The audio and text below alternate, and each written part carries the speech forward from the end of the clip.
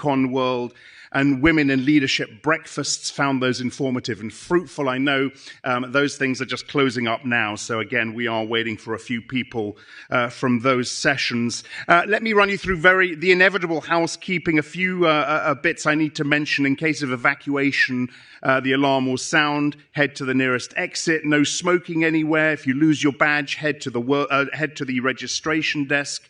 Lunch will be just outside here. We've introduced live captioning to our events to increase accessibility for all participants. You can find all of that on the app. If you want to ask our panelists questions, you can do that through Slido on the app as well. A reminder, the sessions today are a mixture of panels and one-on-ones. You're going to hear us mention throughout the day that most of them will be helmed by the Reuters newsroom. A few will be moderated by our commercial colleagues at Reuters events. And those sessions run by Reuters and the newsroom come under our trust principles. So no questions agreed in advance. Nothing is off the table. That is very important to us. Right, we start today again on the policy side. We heard yesterday morning from Latvia's foreign minister, who made it very clear that she does not expect Russia to invade NATO. Let's hear now from Lithuania's designate Minister of Defense, who joins us virtually and is in conversation with Simon Robinson, executive editor at Reuters. Coming up, Simon.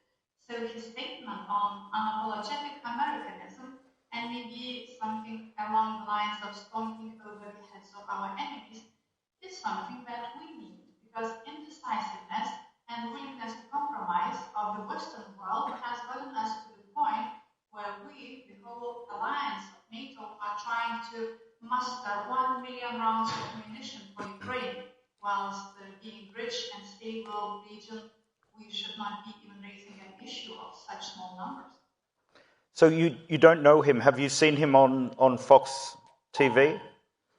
A bit. And what are your thoughts? As I said, I think he's a strong and dominant personality, and I believe that some ideas of his may be of use at this very difficult time where we cannot show weakness. We must generate strength. So President-elect Trump has said that he will end the war in Ukraine in a day. How do you rate his chances on that? That's a bold statement. I think we all agree on that. But nevertheless, some decisions very difficult situation.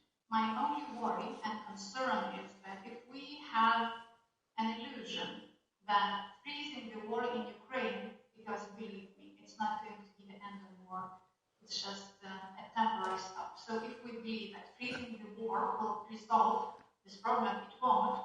It will allow Russians, firstly, to prepare for the third wave of annihilation of Ukraine, and secondly, for their next steps in imperial expansion, because they have transformed their economy from peacetime economy to military economy for a reason. And Ukraine is not reason enough for such huge changes, even when we look at their defense spending, as they call it, or maybe we should call it aggression spending. It's huge, both in absolute numbers and both in percentage of the budget. None of the democratic states can afford it. So you're saying that the changes in Russia's economy is evidence that they actually have ambitions beyond Ukraine? Absolutely, and combined with a narrative which is very loud and clear that we really intend to ignore integrity and independence of the states around their borders, and that Russia doesn't end anywhere, or Russia never ends, right? As Mr. Putin said when asked by a child. So I think that gives a very clear perspective. Also, let's add to that the hybrid warfare, really thickening fog of grey area where it's really sometimes unclear, are we already in the war or not yet, when the acts of sabotage, diversion, are plaguing the Europe from Baltic Sea, from Baltic states to the center of Europe, to Nordic states, and etc.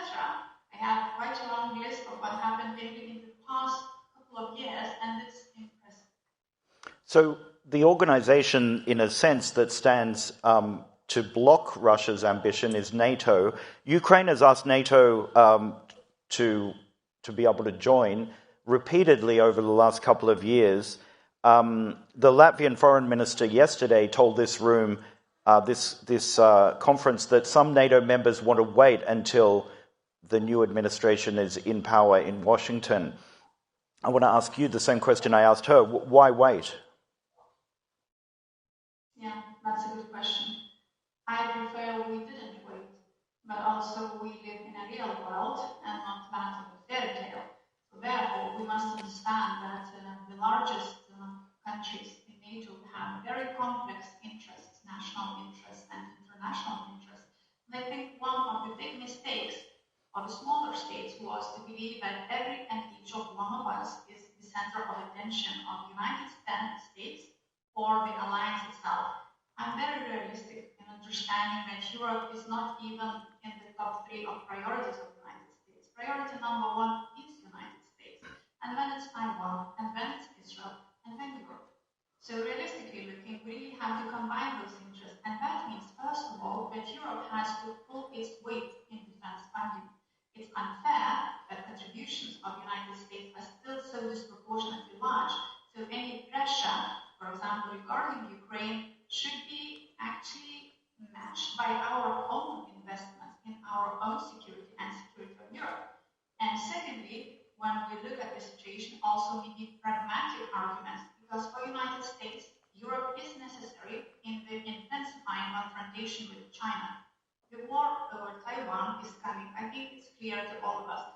And if territorial integrity of Europe is compromised, if we are hurt by Russia, then our financial stability, our economies will plummet, and that will damage the United States. So we are in the same boat, and I don't think we are talking enough about that. I want to come back to China for sure, but let's stick with Russia for a second. Are you worried about President-elect Trump's relationship with President Putin?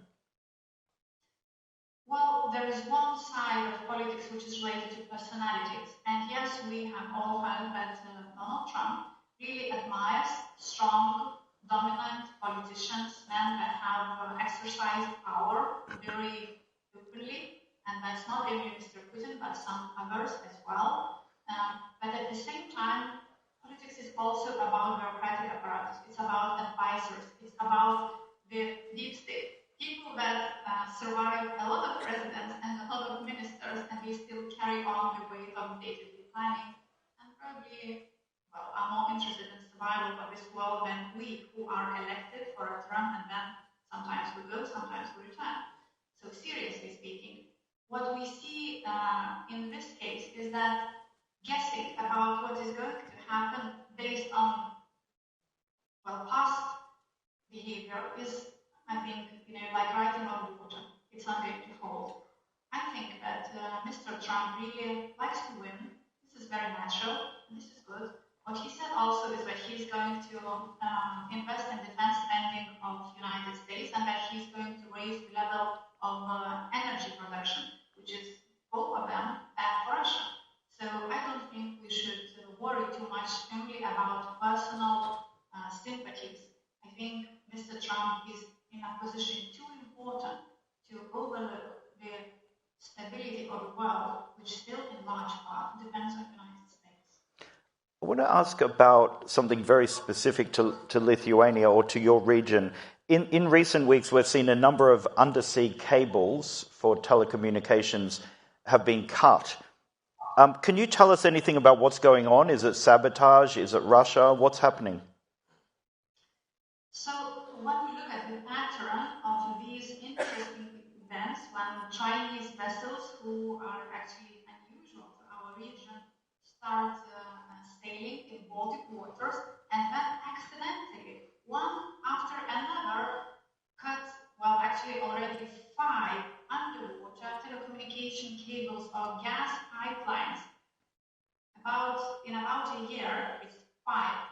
That's a large number. So now the investigation is ongoing. Our colleagues that are working on that from the Nordic side, they do have quite an interesting information. Of course, the investigation is not over, but in this case, I think that we are going to have some official conclusions. I think what is rather more important is not to get caught in the details of one single act, because when we look at the trend of actually already dozens of the acts of damage to infrastructure, of arsons, attempts at mutilation or assassination, of attempts to destroy property and etc. As I said, going through very different countries in Europe.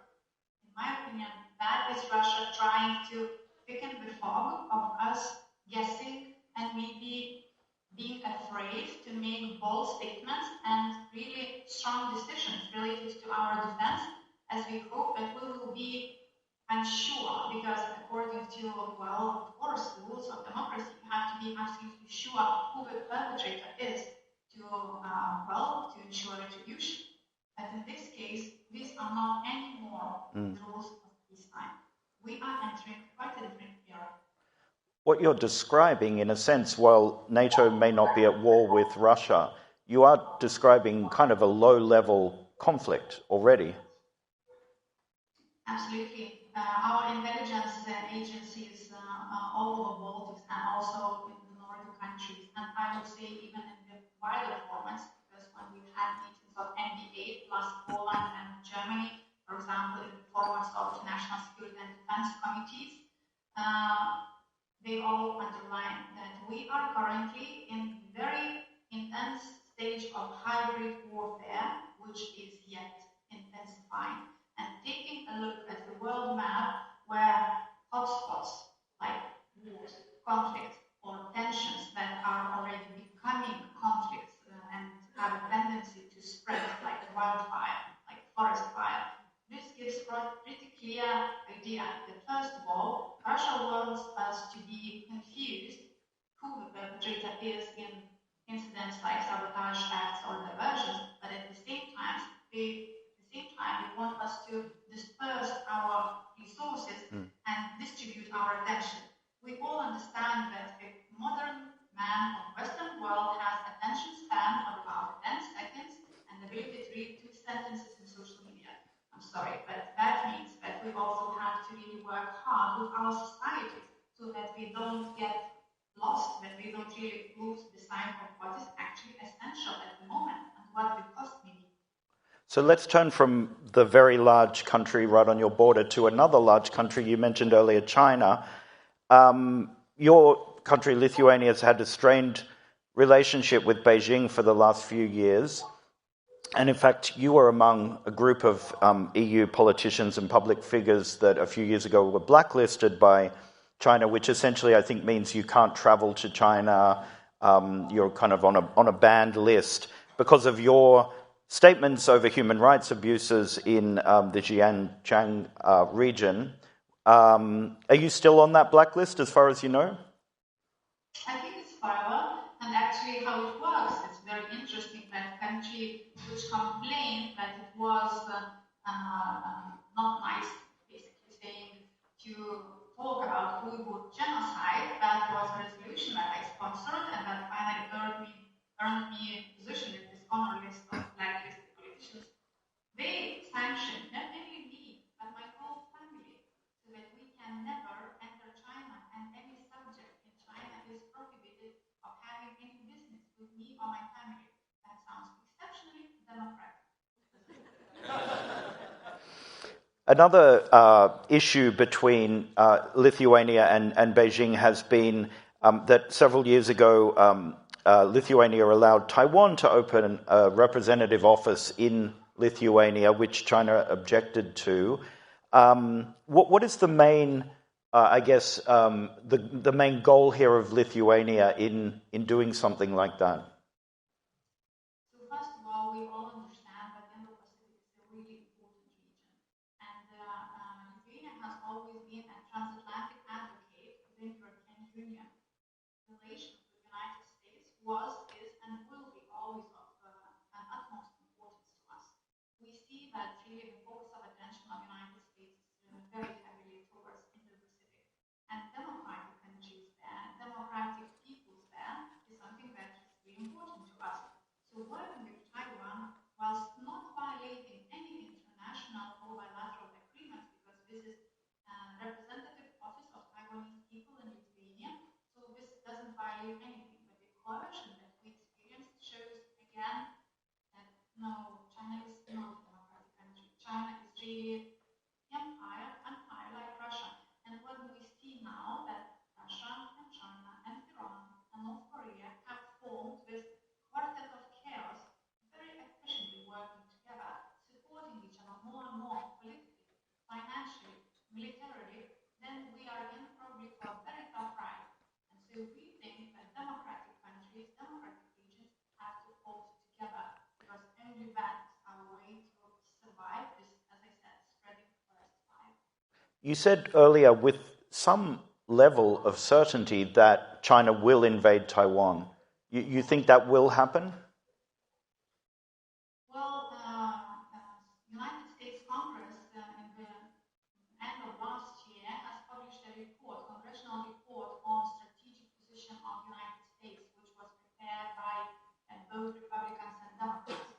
And it said quite clearly in that report, which I agree with because I've been saying that also for years now, that in the period of 2027-2035, the United States and its allies and partners will have to deter and defeat both Russia and China simultaneously. So China's main interest is swallowing the island of Taiwan.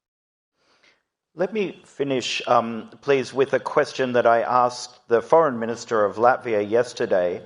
Are you more or less worried that Russia will invade Lithuania than you were 2 years ago? I would say I'm worried more than I was 10 years ago, but for the last 3 or 4 years, the picture is quite clear. The situation is escalating. We showed more unity and more efficiency as an alliance like NATO and EU than Russia and China expected. But nevertheless, we're still too slow. We're still too indecisive. And therefore, if we really want to deter them instead of having to defeat them, then we must invest in our defense industry. Then we must invest in our defense capability. And we must work stronger and better together. And then we must redistribute the contributions to our defense needs between Europe and the United States more fairly. And that's the concern. I mean, all this talk about greater spending on defense is probably music to the ears of the incoming administration here, right, in the US? They are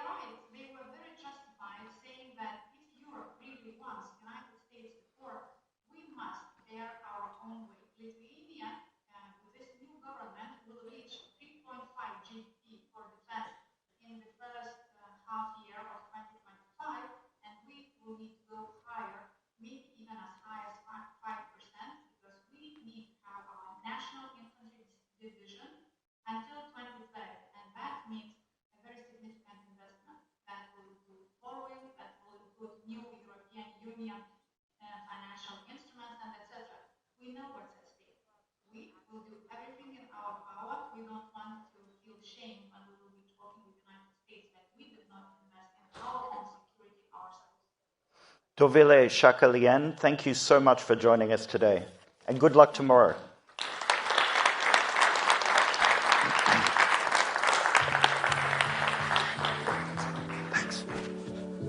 All right, thank you, Simon, and thank you to the Minister Designate. We switch tack now. Climate resilience, sustainability are topics we saved for today, and we've got a string of them now. This next session is on building climate resilience, the important steps that businesses need to take to secure resilience in periods of uncertainty and indeed innovation. The panel is held in partnership with FM. The moderator is Caitlin McLean from the Milken Institute. Caitlin, come on up and I'll let you introduce your panelists.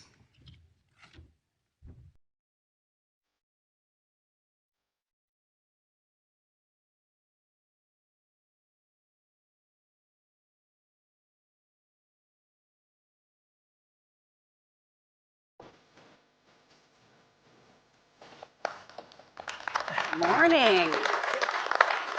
Everybody is raring to go to talk about climate. We're very excited. This is going to be upbeat. It's not going to be pessimistic. I'm a New Yorker, but I swear to you I'm going to be as optimistic as I possibly can be right now. But thankfully we have great panelists representing fantastic companies doing amazing things in this space. You have their titles already, so I'm going to skip that in lieu of just getting into the conversation, because I think we all know that the climate is changing. We need to be more adaptive. We need to be more resilient, whether you call it climate or the environment or future-proofing, whatever your title, we all need to do it and do it faster and do it better. And these companies are doing just that.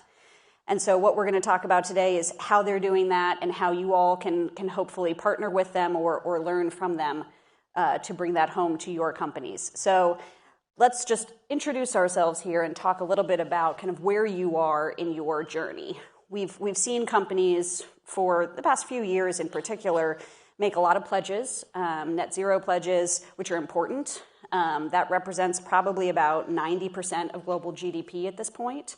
It covers about 88% of our global emissions, saying that we're going to do this by either 2030 or 2050. 2030 is around the corner, so we need to get there soon. So Lou, why don't we start with you? Let's hear a little bit about what FM, where you are in your journey. As an insurance company, you're obviously on the front lines of a lot of this conversation, but also this activity. So talk a little bit about where you are in your journey. No, absolutely. I mean, insurance is one of the things that people think about first when they think about a changing climate and being resilient. We're a research and engineering-based insurance company at FM, so we're working in three fronts right now.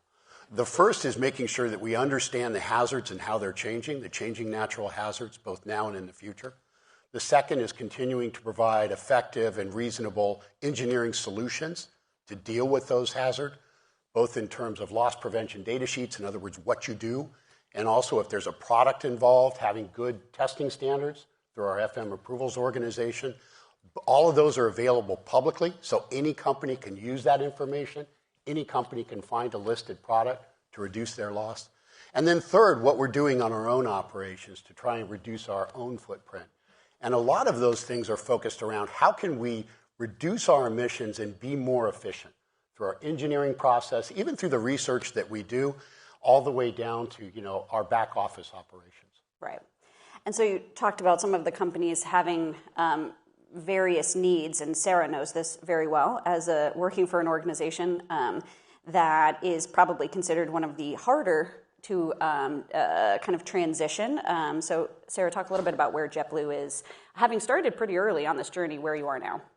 Thank you. Excuse me. Oh, thank you, Caitlin. Good morning, everyone. Thank you so much for being here, for listening, and of course to Reuters for inviting all of us to share our perspectives today. Again, I am Sarah Bogdan. I lead the environmental sustainability program for JetBlue. So hopefully you've heard of us. Hopefully you've flown us. We are an airline and travel company, actually headquartered down the road here in New York City. I'd like maybe to open the conversation around aviation sustainability by acknowledging the obvious. Obviously, airlines today have a pretty meaningful environmental impact, and that is a function of the technology available today, the aircraft that we fly on for commercial aviation, to go the distances that we need to put the number of customers on board require liquid fuels, for which over 99% of them are fossil fuels. And that, of course, produces climate warming emissions. So I open with that, but we also hope we can sort of acknowledge at the same time that air travel provides such an important service to society, right? And we all think back, I can't believe it's almost 5 years ago, but in 2020, when we were all grounded both personally and professionally, and it was very challenging for all of us. So from allowing us to explore the world, to connect cultures, to ship goods, the millions of aviation-related jobs, there's a lot of good that comes with it. And so when we think at JetBlue, and obviously specifically within my office, how do we get to this future where air travel is growing, is widely available, is affordable and competitive, but we solve this significant emissions problem? So where are we? I know I'll try to keep this part really brief because I know we'll go into it in much more detail. But JetBlue, I mean, I started in the organization almost 11 years ago, which amazingly is almost half of JetBlue's history. We're turning 25 in February. Happy birthday. Thank you. Happy birthday. I know. A couple months early, but it's a big milestone for us. And we've always, we were founded with this mission to do things differently, to do things better, put the customer first, and sustainability genuinely is a natural extension to that. So I will say we're small but mighty. We're about 5% of the U.S. market, but we have goals that are more ambitious than most of our competitors, net zero by 2040. Obviously 10 years ahead of the broader Paris Agreement, a science-based target along the way, 10% sustainable aviation fuel by 2030. And so I'll wrap this piece up by saying I actually, even if it's hard to see, I think both JetBlue and the aviation industry is a lot farther along than you might realize. Probably most of you in this room have already flown on SAF. I'll talk more about what that is, sustainable aviation fuel, and didn't realize it. And obviously aircraft today keep coming. They're amazing innovations that usually are about 20% more efficient per seat for each generation of aircraft. So we're on the path, but we also have a lot of work to do, and we're aware of that. Yeah, no, that's great. And I think bringing up COVID, one of the other industries that we saw how much we rely on it coming out of the pandemic was kind of shipping and supply chains. So Charles, obviously, as president of Maersk, you know this well also in terms of how you kind of start to shift your fleet and kind of the supply chains more broadly. But that's a very intricate kind of process that you have, just given how far your reach is. So talk a little bit about where you are now. Yeah, I'll try at least. Thanks for having us, and thanks for spending some time with us. Where Sarah spoke about the air freight part of the industry, then of course our organization represents the other part of transportation, which is very much linked to the ocean industry. So our organization represents roughly 1 in 5 containers that are shipped globally, and our industry represents 11% of the carbon footprint in the world. If you then look at just the ocean component, it's 3%. So we believe we're part of the problem, if you will. We're very much part of the problem, but we also are very firm and passionate about the conclusion that we're also part of the solution. There's a lot that can be done, and there's a lot that in the meantime has been done by our organization, part of which was our original pledge in 2018 for us to be entirely zero in our footprint by the time it would be 2050. A lot of has happened in the meantime. And in 2021, based upon advances in technology, we'll talk a little bit about that later on, we were able to adjust that pledge, and we've now been very formal but also very firm in our adjusted pledge that we will be entirely sustainable, zero footprint by the time it's 2040. How on earth would we be able to achieve this, and how much progress have we been able to make? If you look at where we are now, coming from the original pledge, technology was a main challenge originally. It no longer is today. So within our fleet, we currently have 25 large vessels containing 17,000 containers that already today are able to sail without any footprint left behind. Entirely sustainable. We're on track to, by the time it's 2030, have 25% of our fleet to be entirely green, which would also mean that within the supply chain, we're able to move goods from wherever you might start them to where they are delivered in a truly sustainable manner without leaving any footprint behind. So there's a lot more to be done. 25% still leaves 75% to go. But the progress has been genuine, the progress has been real, and the progress is pacing at a much higher pace than we thought it originally would. And so let's talk a little bit about understanding and kind of mapping the progress, because part of the challenge in the early days was really even understanding what your business risk was, right? Being able to assess the business risk in the immediate, kind of looking at the next few quarters, let alone the next few decades. And so why don't we start with you, Charles, and talk a little bit about how you've transitioned in terms of thinking about and kind of assessing your business risk, whether that's looking at, kind of the oceans and water issues. You've obviously done quite a bit of work there. Obviously, you've mentioned the fleets. For people who are saying, this is too daunting, this is too challenging, where do I even start? Talk about kind of what you've seen in terms of innovation of even just assessing that business risk. I think the key part here is collaboration. And I realize that might sound like a little bit of a cliche, but the reality is that when we sit together with our customers and assess the risk that exists as a result of climate change, the acknowledgement that they are real, that they are here, and that they will be recurring every single year is a starting point for us to actually assess the organizational community to determine what the next solutions would be. So if you look at 2024, no different from 2023, we've seen a dramatic shift in the number of events per year that are climate related. For example, I'll use now the Panama Canal because I think it's the most tangible for us within North America. We simply were not able to pass any goods, any ship through the Panama Canal because there just simply hadn't been enough rain for the Panama Canal to be operating at its full capacity. As a result, the entire supply chain of our customers had to be redirected from the East Coast, all of us here, to enter the United States to the West Coast. The impact on business models, the impact on inventory levels, the impact on footprint was not only tangible, but was material. So for us to mitigate those risks and to put them into the future, it's crucial to get with our customers, determine what their supply chains look like, determine what risks climate-related might occur in the future, and then navigate the supply chain, set them up in such an agile manner that you're able to navigate any disruption as it might come in relation to climate change. Lou, are you also seeing that in terms of, kind of the clients that you work with understanding then, if we have a baseline of what the challenges are now, what we need to invest in, kind of in the future, talk a little bit about kind of how you're helping companies understand what their risk is and therefore what they need in terms of insurance. Yeah, understanding the risk is really core to our business. We're having engineers, an FM engineer will go to every one of our clients' major sites, do a complete risk assessment, provide them risk reduction guidance, and then that's the way we underwrite rather than using actuarial techniques. So understanding the changes in those risks are extremely important, as well as understanding what they can do in the future.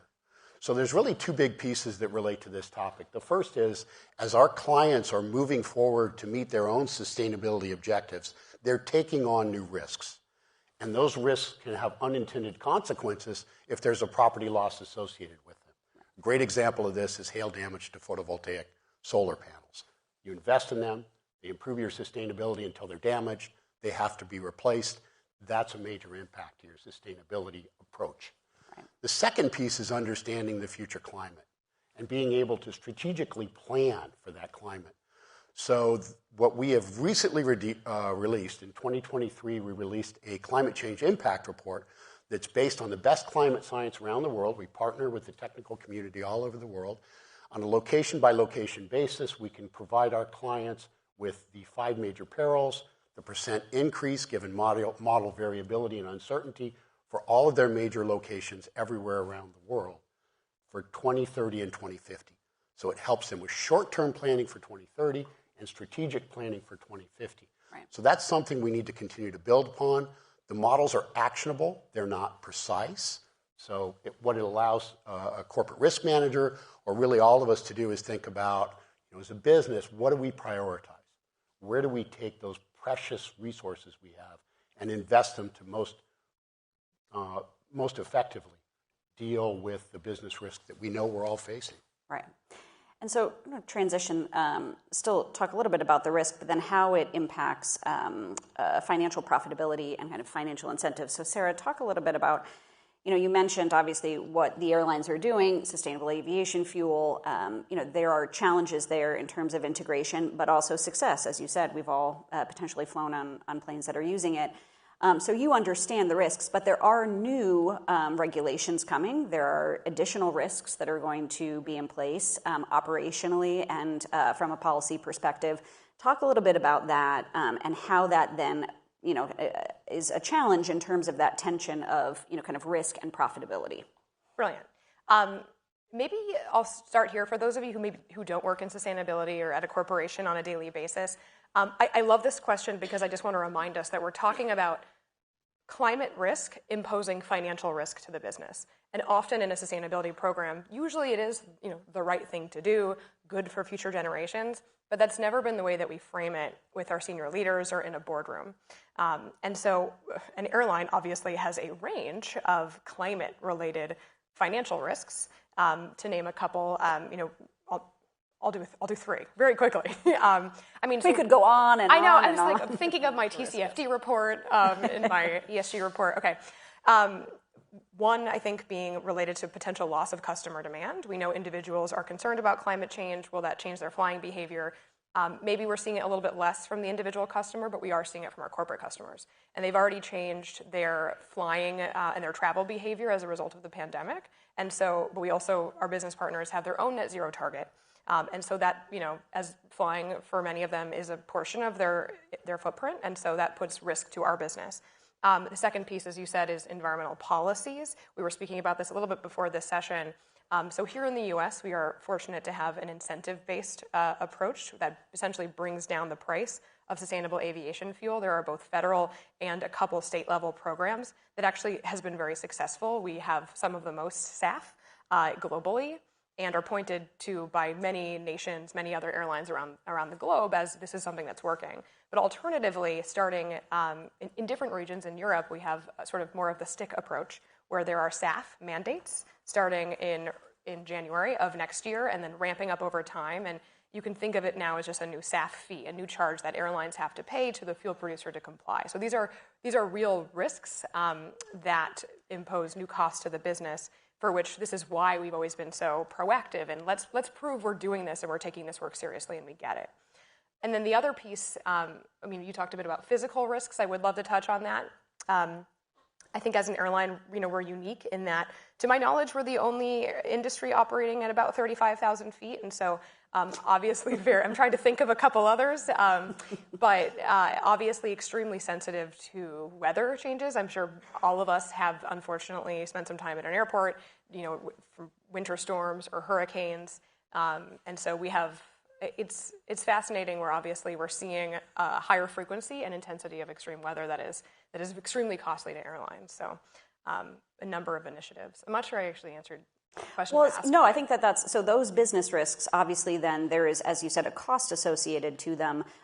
In the case of the European regulations, there's an immediate cost, and then there are kind of long-term challenges. That's right. But we were talking earlier about kind of money in versus money out. I mean, the challenge is that we're putting, in theory, a lot of money in right now to kind of make ourselves more resilient and adaptive, but we're not necessarily seeing kind of all of that upside right away. And so talk a little bit about kind of that tension between kind of the spend that you have to make and the profitability issues. Yes. Okay. So you may not know, but at JetBlue, unfortunately, we have still not returned to profitability since before the pandemic. So we're potentially entering our 6th year of not profitability in the organization, which is obviously a problem. And it is something that truly consumes our day-to-day. Everybody in the organization is in lockstep on this mission of returning the organization to profitability. So even though I said all these things around the strategic and financial benefit of sustainability, that obviously imposes a practical limit on how much my own budget and how much we can invest. I can't invest $50 million in a SAF facility, for example. So I will say what's beneficial is we've structured our program in a way that is both delivering all these financial benefits, but is either cost savings or cost neutral. And the cost savings component is kind of obvious. Fuel savings, efficiency is the biggest lever we can pull today, both buying new aircraft, introducing them, and then flying as efficiently as possible, of course, reduces emissions and saves money. So that's check, check, check. Same with electrification of our ground vehicles. These are mostly supported by grants, and they also save real operating costs on the ground. And our crew members love them, good for the environment, very good. SAF is a little bit challenging. So sustainable aviation fuel, I realize I keep talking about it and not saying really what it is. So maybe now's the moment. People are afraid that you're putting corn oil, like canola, in the plane. We're good, or not quite? Okay. Yeah. If we were in my office, I actually keep jet fuel in my office. Don't worry, it's perfectly safe. And I keep conventional jet fuel, which is actually just kind of looks like water for the most part. And then I keep sustainable aviation fuel. And my exercise basically is to show you the conventional, and then to show you the sustainable. And the point is they look the same, and that is really the whole point here. SAF is ultimately made from renewable feedstocks versus fossil fuels. So today made from actually used cooking oil, tallow, like waste animal fats, things truly that would be destined for a landfill. The future iterations of SAF can be made from municipal solid waste to power to liquids to inedible corn products. Like we will get to the future versions of SAF. Importantly, so it's refined into jet fuel, so perfectly safe, drops into existing aircraft and infrastructure, but reduces emissions by about 80%. So it costs more. I'm talking too much. I get really excited when I start talking about SAF. Sorry. But I will say, so we have had to find as an industry creative means of funding it, because I spoke to our own financial challenges, but the industry itself also operates off very, very thin profit margins. So it's 2 to 3 times the price. So no airline can just convert their biggest cost, to all SAF. So I'll say that the opportunity for anybody, we have a new concept that's been a game changer within the airline industry, and that is partnering with our corporate travelers for the most part to help fund the supply of SAF, and in return, they get the Scope 3 environmental credits for their claiming. So excellent segue to talk about credits and talk about incentives. You mentioned carrots versus sticks. So Lou, you all have a program. You were talking about how you kind of from the engineering side and the kind of data assessment side, how you help clients, kind of understand their risk. But then you also provide credits should they start making investments to become more resilient, right? So talk a little bit about that program and the success of the program, because it's gone to $1 billion, very high level at this point in terms of what you've been able to do and what that's netted in terms of savings. So talk a little bit about the Resilience Credit Program. So as a mutual company, one of the ways that we redact the benefit of ownership in the company is through membership credits. In the last 3 years, we've had a climate resilience credit that we've offered to our clients, totaling about $1 billion. And through our engineering, we're able to track the progress that our clients have made to reduce their climate-related perils.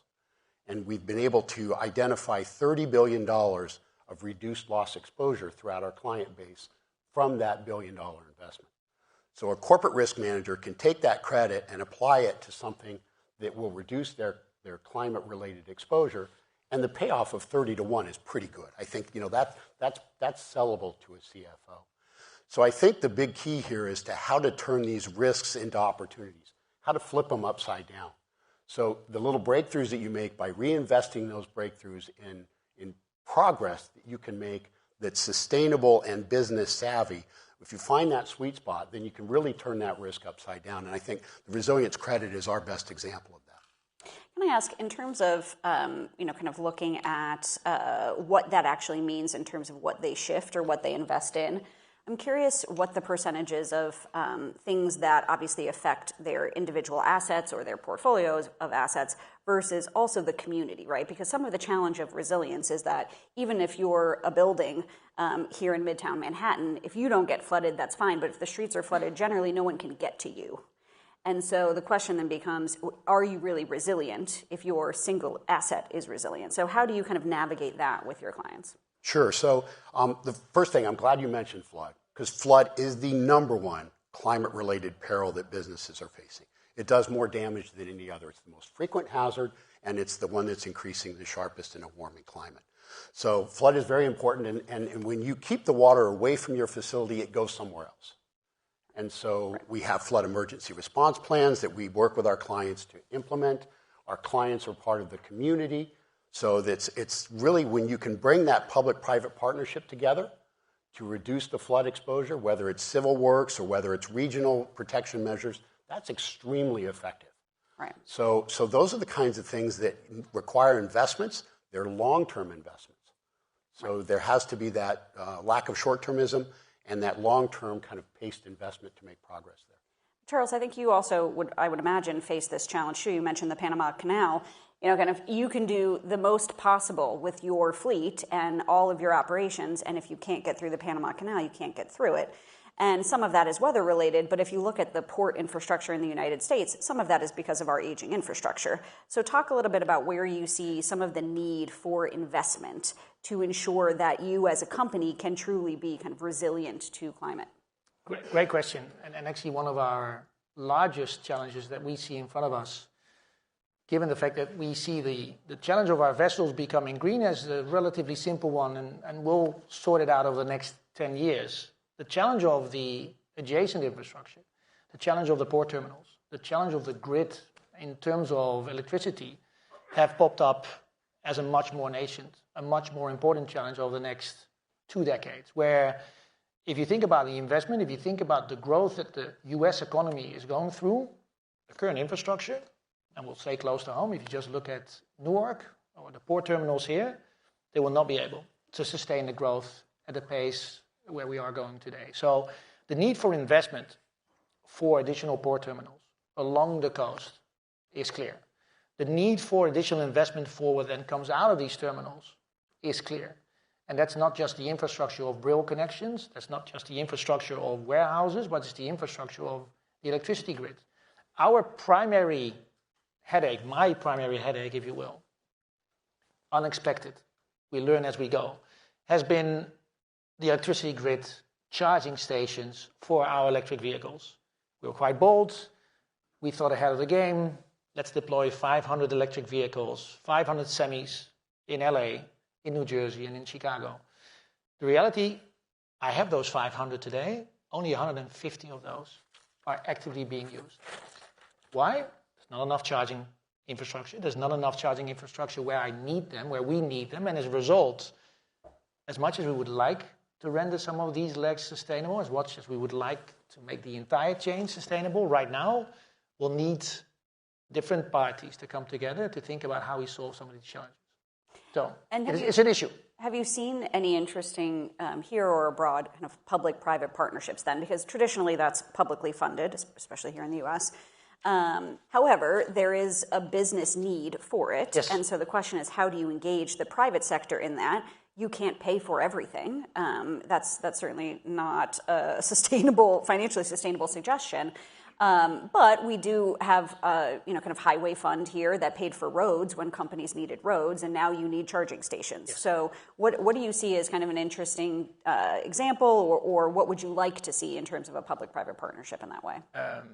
It actually speaks to what I mentioned at the beginning. The conclusion that we have come to, the most important one of we can't do this alone, actually plays into this question. So what do we see as needed? Clear, private and public collaboration. And I'll use the example of what we've now been able to emerge in Southern California, where we've now collectively, with Prologis, a real estate owner, with the local government and ourselves, invested in what is today still the largest charging station for semis within North America, simply because it didn't exist. There was nothing on the radar for it to be implemented in the near-term future. So short of us indeed investing the entire amount, which indeed would not be feasible, we found partnerships with both the private and the public sector to deploy what has now become something of a revolutionary solution in the Southwest, which we're ready to emulate also here in the Northeast. So for us, clearly you cannot do it alone. You'll need to have private and public collaborations, and you'll need to accept the fact that it will take a little bit of time for them to become, from an economical point of view, sustainable. Right. Sarah, I'd imagine you have a similar challenge, obviously, talking about sustainable aviation fuel. And when you switch to that, you do need infrastructure in place in airports to ensure that they can get the fuel where it needs to be, because it isn't a traditional fuel that you've been using. So it does need some modifications in terms of the infrastructure at the airport. So talk a little bit about kind of what do you see the need for in terms of creativity and public-private partnerships to allow for the expansion of use of SAF? Well, I'll first say actually longer-term infrastructure concerns are similar, and we think about the potential for electric aircraft. The charging component is still also, how could that be possible?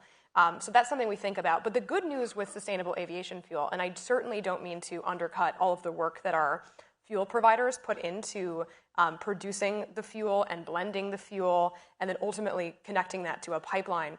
But from the airline perspective, it's actually quite simple.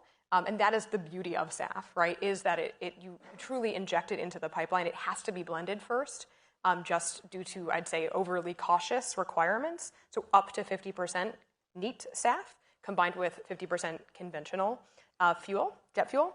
But truly, it goes into pipelines, and it is transported into the communal infrastructure at an airport. So it's another interesting piece is that we're very careful with our words. I don't say, like, this flight has SAF on it, because we have no idea where the little molecules end up. Short of me driving or somebody driving a fuel truck, with SAF on it into the aircraft, which is not how we fuel planes today at major airports. It truly just gets blended into the infrastructure. So not that bad is the good news. Right, but what is interesting there, again, because when we're talking about kind of data assessment and how you understand kind of what your challenges and opportunities are, when you don't have control of that infrastructure because you are one piece of it, then that also poses a bit of a challenge to understand, to really articulate what kind of the benefit has been. Yeah, and we're moving to this world too, where similarly we have a SAF credit that's materializing, like an inset. With registries and with tracking, and it to the point of the molecules go wherever, and it's hard to know. It has its new challenges, because typically you don't need to know where any gallon of jet fuel ends up. Right. Lou, can you talk a little bit about, for those of us, the Milken Institute is based in California. For those of you reading headlines, there are challenges in terms of the insurance industry across many states, including California. We've talked a little bit about incentives, and Sarah did mention a stick earlier. So talk a little bit about kind of the tension of, should we use a carrot, should we use a stick? Because you do have the options for both. Clearly, the insurance industry can do a lot of things to encourage investment into resilience. So talk a little bit about kind of how you guys are seeing both of those kind of tools that you have. Sure. So I think there's kind of a common misperception that the insurance industry has a bigger stick than it actually has. People will go without insurance. There's a huge insurance gap around the world. People are not insured. And less resilient organizations will find insurance somehow, some way. Right. It may be a fractured, shared and layered program, very expensive, but they will find it. So it's not as big of a stick as generally may be thought. The big opportunity is the incentive piece. The big opportunity is to move away from this flight to short-termism and cheap kind of building infrastructure and operation to longer-term investments and resilience. Right. And that's everything from where companies choose to locate themselves to how they operate their facility and how they do business as a company. Right. And so I think, when we look even beyond the things that are insurable, companies' market share, their employee relations, their relations in the community, those are the kinds of things that companies don't want to be in the headlines for having a fire, having their facility flood, having their roof ripped off in a hurricane, which we know very well how to prevent. Right. Those are the kinds of things that are solvable problems. The information's out there. It's publicly available. It just takes that mindset to move beyond the here and now and think a little bit more about tomorrow. Right. But so, I do think that the pricing piece is not inconsequential for many small businesses, certainly. So maybe not a stick, a soft pat towards doing something a little bit better. But do you see that companies, even without an incentive program, understand that their rates might go up, and so they are going to shift how they operate? I think there's some of that. I think that underlying that is a greater recognition of the challenge that a changing climate poses. More frequent severe weather events those are being realized. There's a broader realization of that within the public and within business communities. And I think that's moving the needle. Yeah. The bigger challenge is basically companies and even people just losing coverage. Right. The insurance industry backing away from markets because they're not profitable. And that's combined an industry choice, a regulatory choice, and to be honest, within the insurance industry, some short-termism there. Right. Move away from markets that are not foreseen as profitable and move back. We consider ourselves to be an island of sustainability in terms of just being there, having the capacity to cover. We have 95+% retention on a year in and year out basis. So as a mutual company, that's where that model really pays off for us. We can make that investment. Great. So we're coming close to time, and I've asked you a bunch of questions about challenges, so I haven't allowed you optimism very much at all. So, Charles, why don't we do a quick round? You're very cynical, yes. Yes, I know. You're from New York, Cynicism it's okay. comes through. It's just hard to get rid of. So talk, for each of you, kind of tell the audience, kind of one thing, whether that's an innovation, whether it's technology, AI, whether it's the collaborations that we mentioned, one thing that you're really excited about over this next year or getting you to, kind of your next set of goals. What is one kind of innovation that you're most excited about? Charles, we'll start with you. And I need to be optimistic. You don't have to be, yes, but it would be a nice balance to me. You know what I'm saying? Yeah. I'm going to lean into this one. And I might not just stick to one thing. I believe, first of all, we should be, and we can be, very optimistic. As an overall industry, and I'm specifically talking about the transportation industry, with the impact that we can have on rendering the footprint of the overall industry much smaller than it has been historically, and even as it is today. So the innovations that we've seen, technology-wise, fuel-wise, allow us already today to effectively generate what would be an almost zero footprint. So the optimism is not misplaced. The optimism is not a pie in the sky. The optimism is not something which we need to walk away from. The real opportunity in front of us is that we can render our industry almost net zero 10 to 20 years earlier than any place that has been made.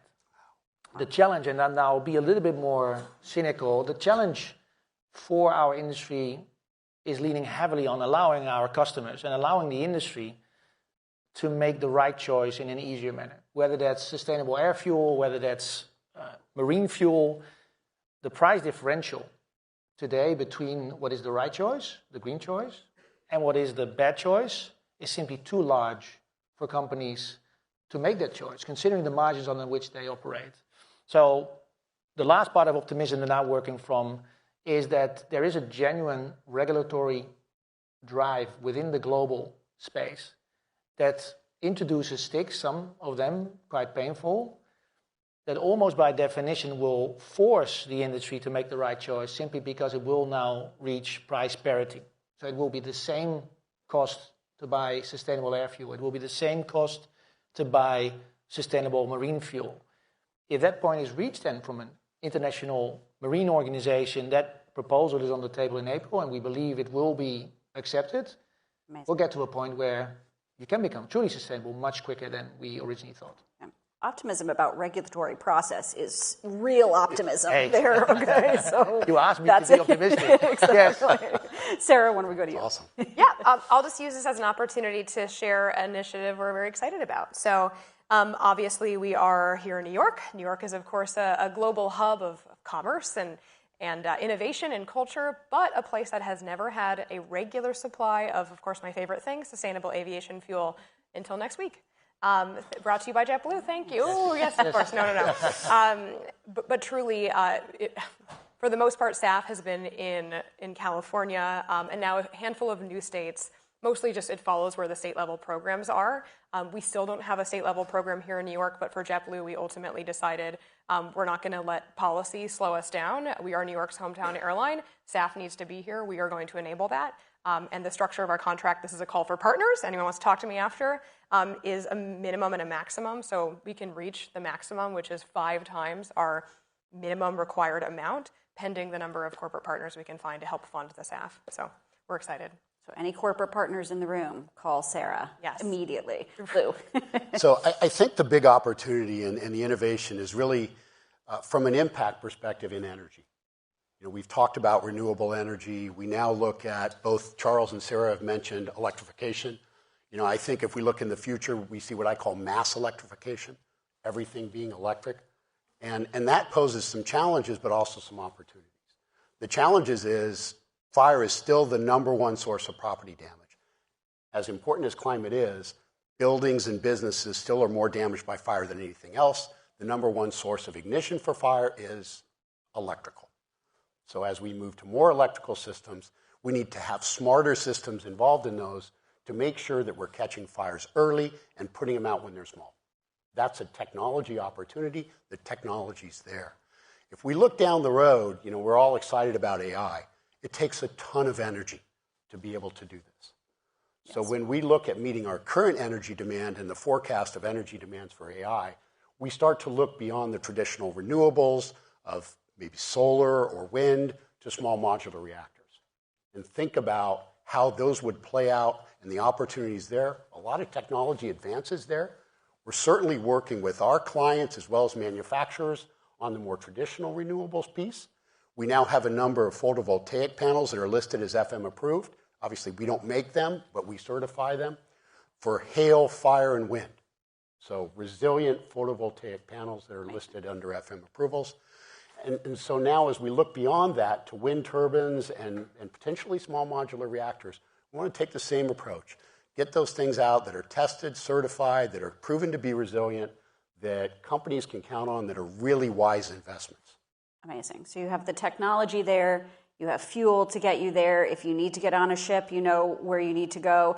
We also at the Institute have a huge amount of optimism in terms of where the private sector can kind of play in terms of making the right investments, right? The smarter money and the efficient investments into sustainability. So thank you for joining us. Thank you, Reuters. And please look at these folks as partners and talk to them afterwards. Thank you. Thank you.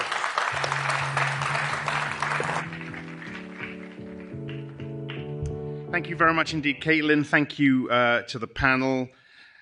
We continue with the climate and the nature theme now. How can we prioritize natural capital, and in what ways can investments in nature be seen as investments in people? This is the subject of the next session. Manulife Investment Management Chief Sustainability Officer is Brian Kernahan.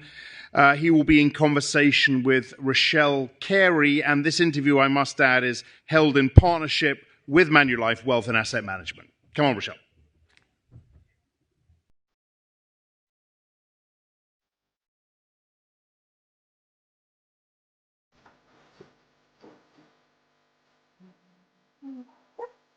Thank you, sir. Good morning, everybody. That's for you, not me.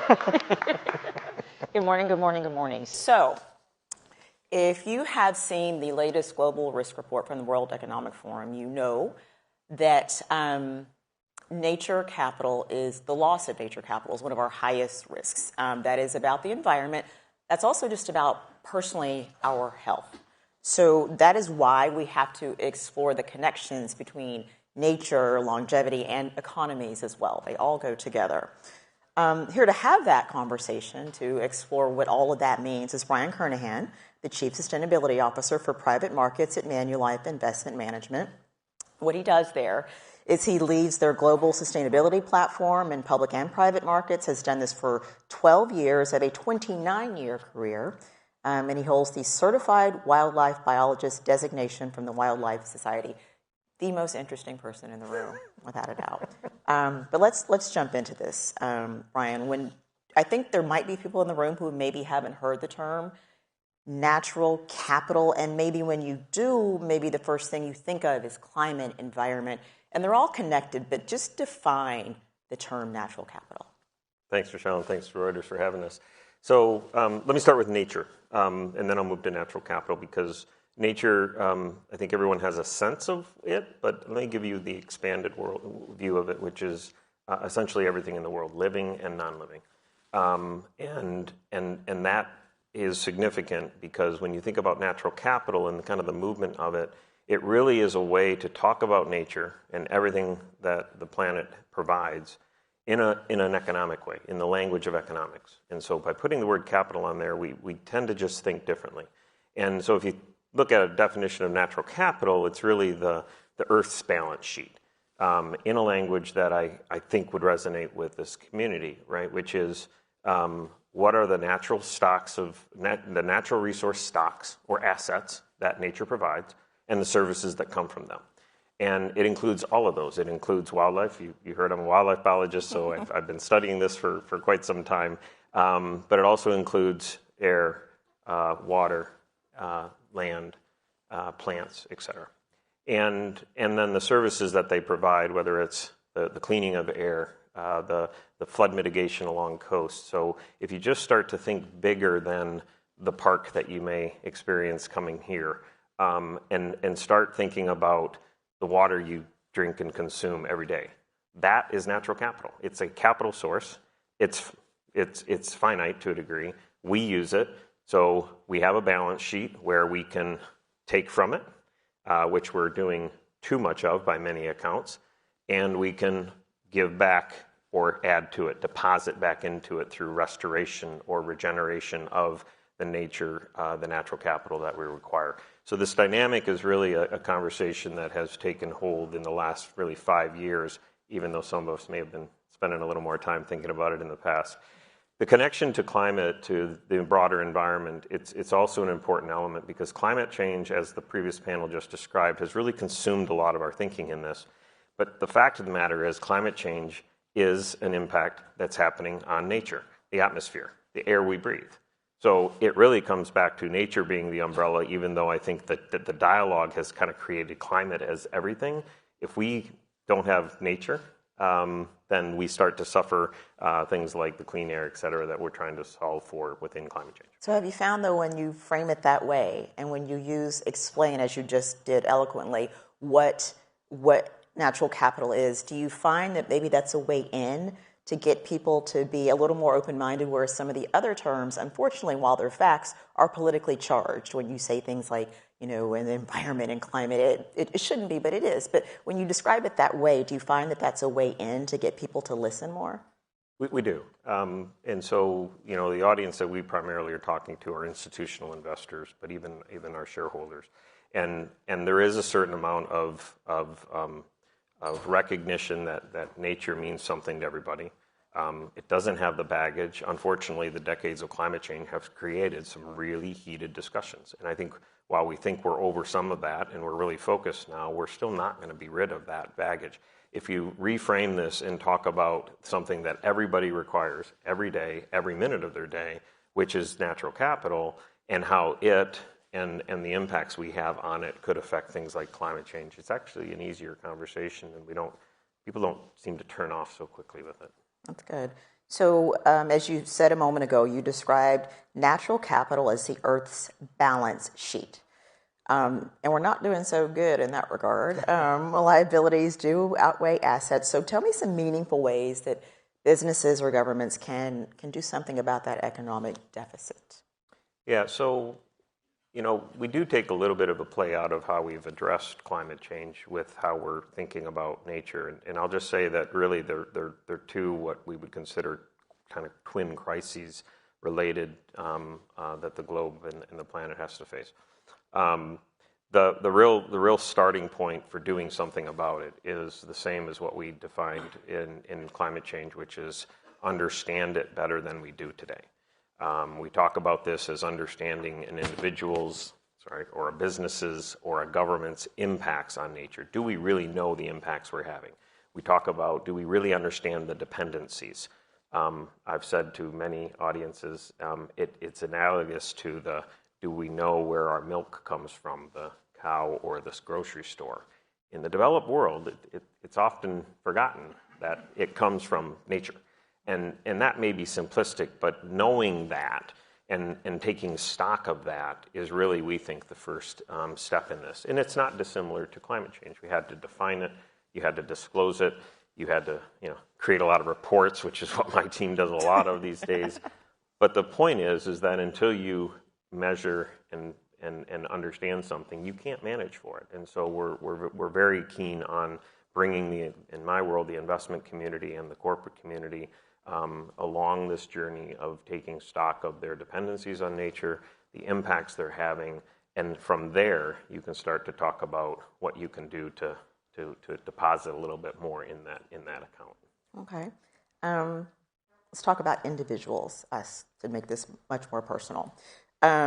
Nature loss does impact everything, as we've talked about, from economies, but also to health systems with very direct effects on each and every one of us in this room. Could you share some examples of what that actually means, what that feels like?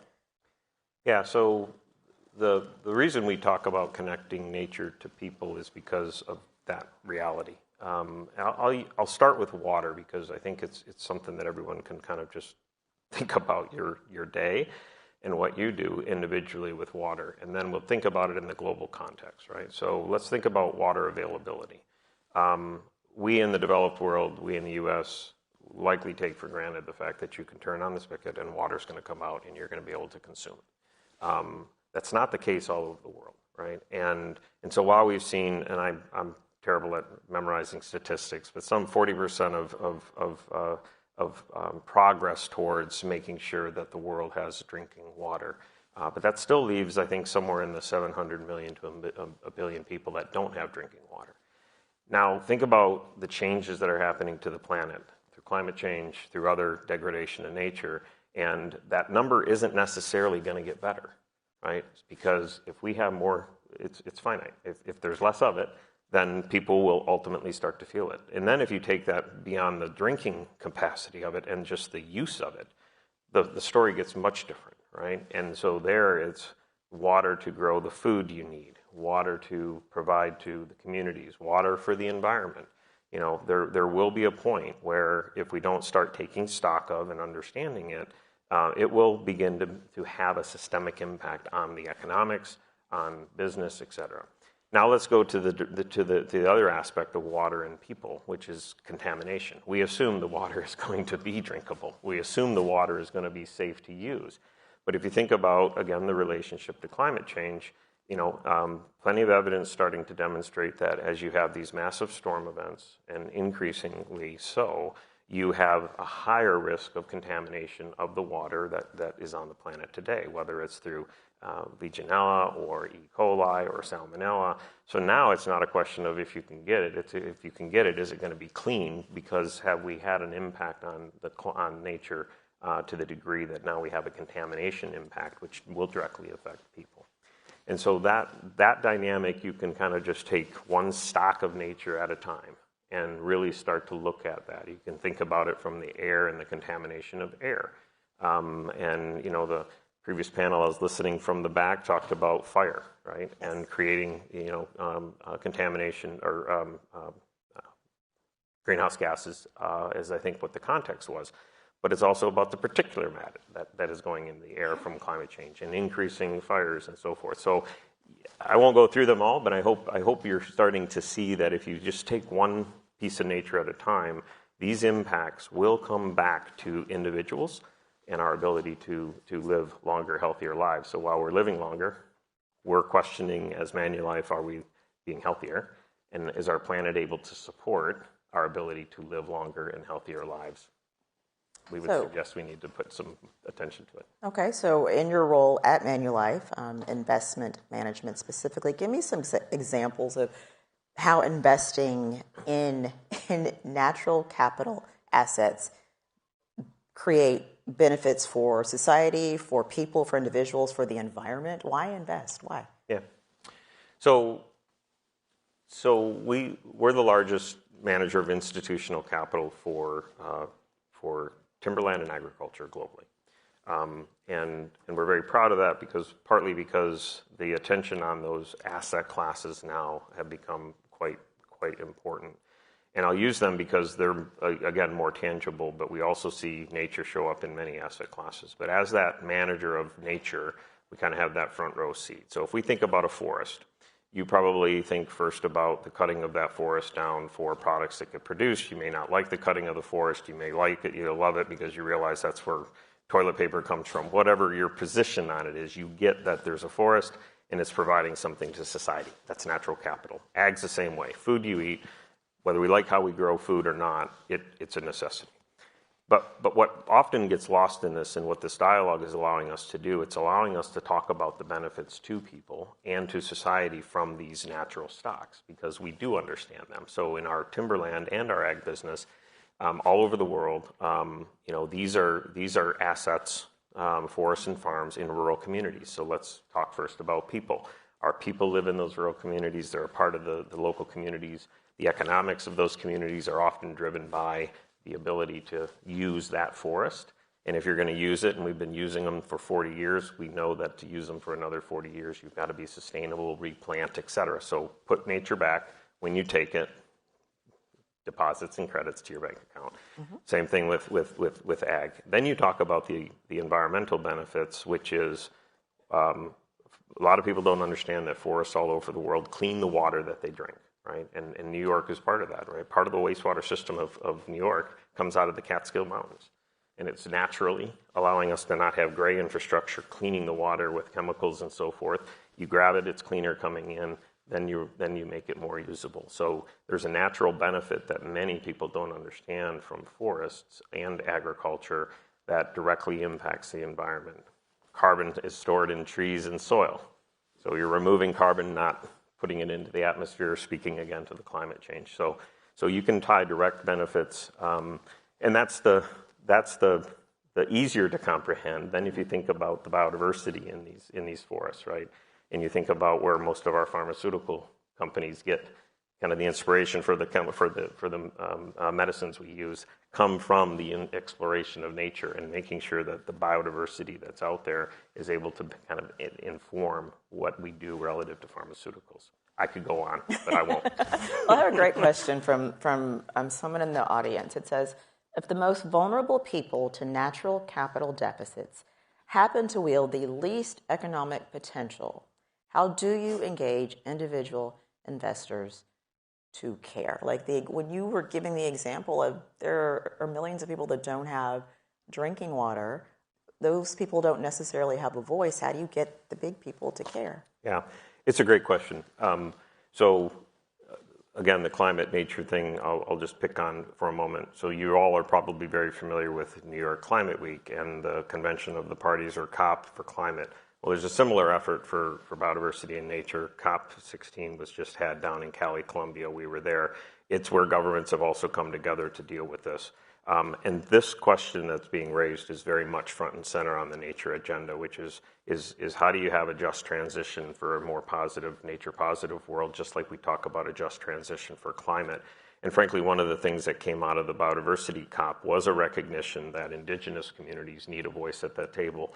And around the world, not here in the U.S., but around the world, they are often, as they'd like to, I don't mean to say they in the simplistic sense, but that community does believe, and I think it's true, that they are the keepers of a lot of nature and a lot of biodiversity.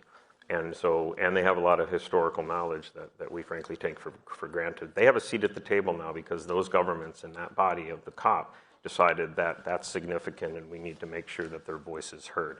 Institutional investors, the way we think about it is we do have a very large influence in the institutional space over these kind of conversations. And so, through that, and why we talk about it, is we do think investments and private capital and the markets that all of us are driven by can, if they understand impacts dependencies, can put capital to work where we ensure that we're not having that negative effect on nature. So you mentioned the indigenous communities. Tell me more about some examples of some projects that you have been a part of in Manulife where you have really elevated and given voice to indigenous communities, to local communities. Yeah, so again, in our timberland and ag business, we subscribe to sustainability principles. Most in the institutional and management space do, where we voluntarily have programs that really we treat as a requirement, but they're voluntary, to respect the rights of indigenous peoples that we may be in the neighborhood of, consult with them, even if it's not a direct impact on the land that they are on because of treaties and treaty rights. But we've had the opportunity to go one step further in the state of Washington, where a local community, indigenous community, bought back land that was a forest land as part of their treaty lands, and they didn't have the skills to manage it. So we actually are managing it on their behalf. We're educating the youth of that community on what that forest provides. They're educating us on what it provides. We're helping to train that community in the actual management of the forest using crews from that. It's a really small example, but it's partly to your other question, how can we use kind of our scale and our leverage to kind of bridge this gap a little bit? And I think that's an indication of that. That's wonderful, the back and forth. Yeah. So the people that are here, there's a an interest and mix, a diverse group here. There's investors, there's CEOs, there's managers. What would you think would be a key takeaway, pardon me, no matter what you're here for, no matter what your job is, what would you like someone to take away from what you have been able to talk about today? I'll go back to the beginning. As an individual, as a member of an employee of a business, of a member of or a citizen on Earth, this notion of impacts and dependencies really has to be the starting point. Because until we really start to really understand this, I think you won't be able to value nature beyond the values that you might have intrinsically. And so, until you value something, you will and disregard it. And that's human nature, right? You will degrade it, you'll use it beyond its capacity. And so really this impact dependency assessment leads to understanding value and your need of something. And once you value it, and I'm not saying monetary trade value, there was a question there about markets. Yes, I do think there's going to be a biodiversity type market, but that's another day. But I'm talking about value to you, to your business, or to broader society. Then you'll start to think about regeneration of it. You'll start to think about reinvesting in it, just like you do anything else. You don't let your materials that you possess degrade to the point of no value because you need that, right? Whether it's your house or your goods, et cetera. That's what we need when it comes to nature. I think we're on that path for climate. If we did nature that, we actually may solve the climate issue and by dealing with this issue, because it truly is, in my view and in the view of many others, the kind of apex issue out there. All right.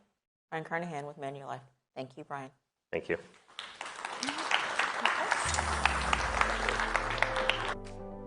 Right, thank you, Rochelle. Thank you, Brian.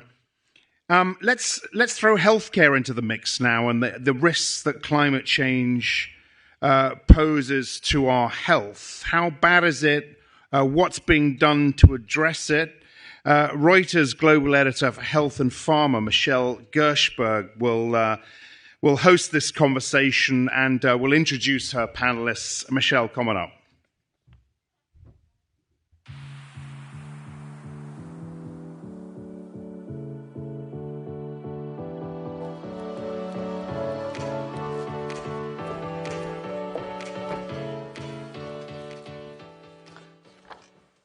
Hi, welcome. I'm Michelle, by the way. This is Dr. Vin Gupta of Amazon Pharmacy and Caroline Rowan from Pfizer. Thank you for joining us. So when I think about this topic, it feels vast. And as journalists, we often cover it through the lens of the catastrophic moments, right? The hurricanes, the floods, the wildfires. When you look at it, how worried should people be in general about the impact of climate change on our health? Well, I guess since I'm the pulmonologist here, I'll start. You start. This is no longer abstract, Michelle, is what I would say. We're seeing this. I spent 30% of my time at the bedside. And we're seeing this now out in Washington State very tangibly in terms of what's actually impacting patients, what's bringing them into the ICU or into the emergency room. Actually, yesterday, some of you may have seen, amidst the wildfire smoke headlines coming out of Malibu, by the way, which is, we're in the 2 weeks away from Christmas, this is still happening. That's not normal. Yesterday, there was a big study published by the University of Washington showing that, in fact, the number of wildfire-related emergency room visits in 2023 were the highest on record, and it nearly tripled from the previous high. So that's number one. Number two, 2023 was the hottest year on record. And so when we think about environmental impacts on the human body, heat is number one, and we've never seen a hotter year than the year that we just experienced. And then I'd lastly add that air pollution is the fifth independent leading cause of death worldwide. It's not existential anymore. And I think for so long, over the last 15 years during my training, we would have climate health discussions, and it would seem, well, gosh, we're preparing for some sort of future catastrophe. No, it's here. And our health systems are battling with it, private corporations are battling with it, and we're having to wrestle with the actual burden of disease in ICUs across the country. This is no longer just an existential issue. I'll lastly just say, on your tee up, Michelle, that something really interesting happened in the city of Las Vegas, where it wasn't just hot days, which I think we're all used to if you ever travel to that part of the country. It was hot nights. And it was the combination of hot days and hot nights, nocturnal heat coupled with daytime heat, that allowed somebody who might be 65 with a pre-existing condition to not actually cool down, especially if they didn't have sufficient AC. And what does that mean? That's actually compounding effects.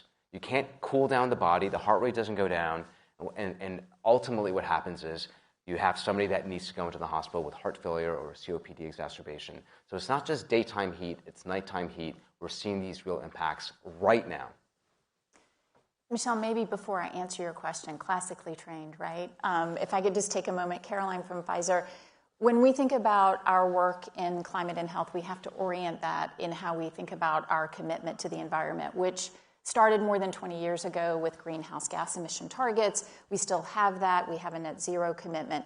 But where I think there's an interesting conversation to be had is been noted, you're seeing the impacts now, and where we're responding to that is really doubling down on strengthening the system of care, particularly in low-income countries where you're going to see a lot of the climate impacts. We need to double down on those investments, and we've been doing that over the past couple of years. I do want to get to the care infrastructure in a moment, but to center this again, to make it concrete to people, when you think about the disease areas that are of most concern, right? The heat situation, hot, cold situation that you're talking about.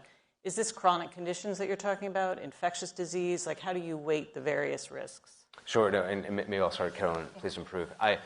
It's the gamut. And so what we're seeing in the United States is we're seeing that climate now is arguably the second compounding, the leading compounding risk factor that exacerbates our chronic disease epidemic. So if somebody's obese with heart failure, boom, you add on air pollution, you add on wildfire smoke or heat, that person is now manifold at risk of ending up in the hospital.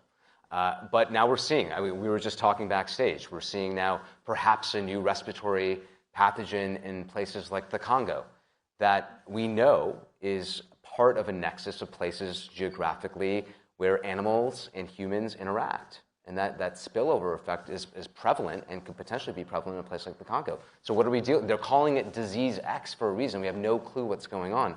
But those disease X's and Y's are going to be much more prevalent. We know that throughout the course of a calendar year because it's warmer. Humans and fauna are interacting much more. And so that spillover effect potential is a lot higher. And so it's chronic here in the United States. But oh, by the way, in the Northeast, I remember getting questions just a few months ago. In the Northeast, some of you who might live in Boston or in the North Atlantic states had to deal with things like West Nile encephalitis. Arboviruses, things that we didn't normally have to talk about, we're talking about. And I will say that, you say the word climate, and maybe half the country turns off or rolls their eyes. But if you talk about the health impacts of climate, that actually polls incredibly well.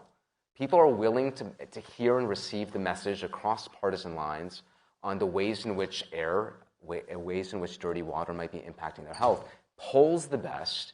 It's our ability to persuade, I think, through the message of health. That's our greatest opportunity. But this is both acute and chronic.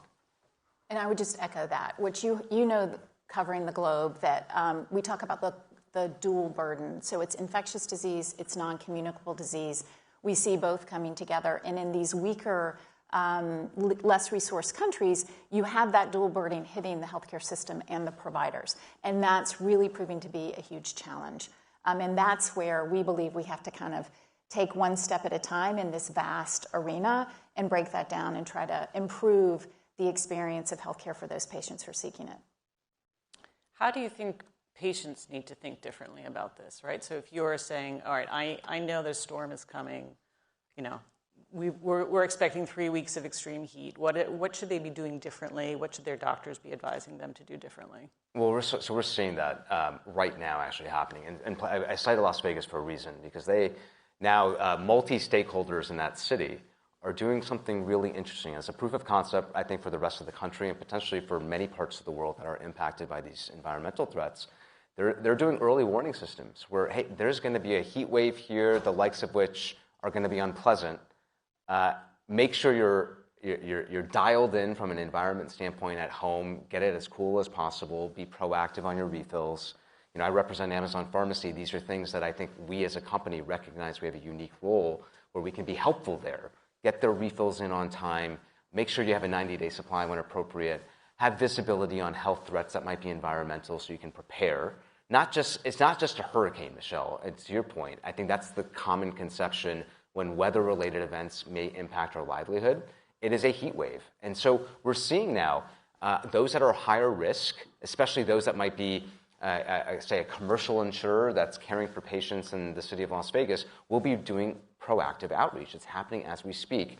There's a heat wave coming in, make sure your AC is repaired, or if it needs a repair, that it's dialed in, that you have your refills in on time. And so this proactive engagement is happening on the climate health nexus in ways that it didn't even happen a few years ago. So where does this go in the developing world where we don't have the resources and the healthcare systems are struggling? Yeah. Well, as we were joking in the green room, I'm always going to defer to the actual physician since I am not one and I don't play one on TV. But I will say from the perspective of a lower resourced environment, we don't have the luxury of having as sophisticated communication systems out there, but the unsung hero from our perspective is that healthcare worker. Some cases, they may be a physician, they may be a nurse practitioner, or they may be a lay person who's just been trained. And to Vin's point, that is the person that is going door to door, that's able to educate the patients, their families about the weather that's coming, about heat, the drought that you're seeing across East and West Africa. And so I think for us, we've got to really invest in those healthcare workers because they are really the linchpin that's going to help drive the patients to understand the impacts and what they can do to protect themselves and their families. And I 100% agree. And what I would also say is, I think there was a sea change in how we talked about air pollution when New York City was shrouded in terrible air. Exactly. What was it, last summer? I mean, this happens all the time on the West Coast of the United States. Rarely does it make national news. I think Malibu might be the one exception here. Maybe it's because it's Malibu. But we normally don't talk about climate health and that intersection, but it happened in the media capital of the world. It was impossible to ignore. And now, just that public awareness that, it's not just terrible air for a few days and it's going to go away, and therefore I'm going to be fine. This was a blip in the road. It was unpleasant just for a couple of days. No, we're now recognizing and we're messaging to people that just a few days, Michelle and Caroline, of exposure to terrible air, wildfire smoke can actually have detrimental impacts, especially if you're pregnant, to in utero development. It can increase your risk of preterm birth.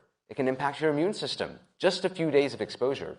And we didn't have the tee up to talk about this nearly as effectively until the media capital of the world was shrouded in poor air for multiple days. It looked like we were on Mars those days. That's what I was really was incredible. I'm happy you mentioned this issue of cutting across partisan lines in the United States. Yeah. And the incoming administration includes some nominees who are climate skeptics. I think we can call it that. And I'm curious, how do you work with public health officials or other policymakers who may be in a completely different place, see things so differently from where you are? Well, I'm going to let Carolyn. I'm curious to your thoughts on that. I'm kidding. We're going to bat it back and forth. No, I mean, I guess what I would say is, I think there's a lot of opportunity here to educate, and I do think often past is not prologue, and so I know a lot of comments have been made, and we'll have to wait and see. But what I would say is, I do think power has a moderating, can have the potential to be a moderating influence on people once they actually assume the reins of power, and I think a lot of us are hoping that that's going to be the case. And two, we were talking about a potentially controversial public health issue just recently when it came to raw milk.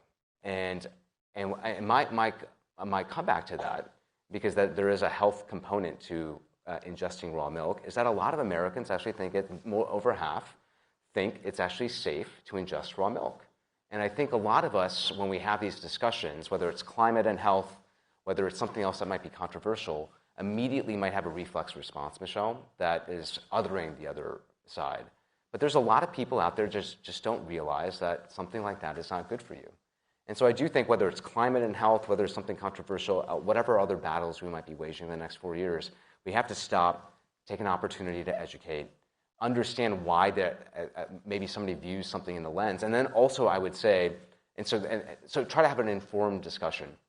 I will say when it comes to healthcare and climate, the most important thing that has been determined in the last 8 weeks, just in the last 8 weeks, This was a white paper published by the George Washington University on climate change communication, was we don't do enough communication on the healthcare impacts of climate.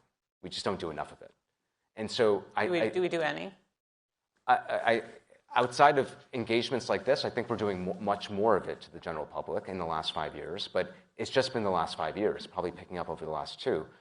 But that they identified something, and health professionals, frankly, could do a lot more in terms of messaging on it. So to your point on early warning systems, healthcare professionals or insurers or somebody in that stakeholder group saying something bad's about to happen in the environment around you. Let's talk about it. Let's make sure you're prepared.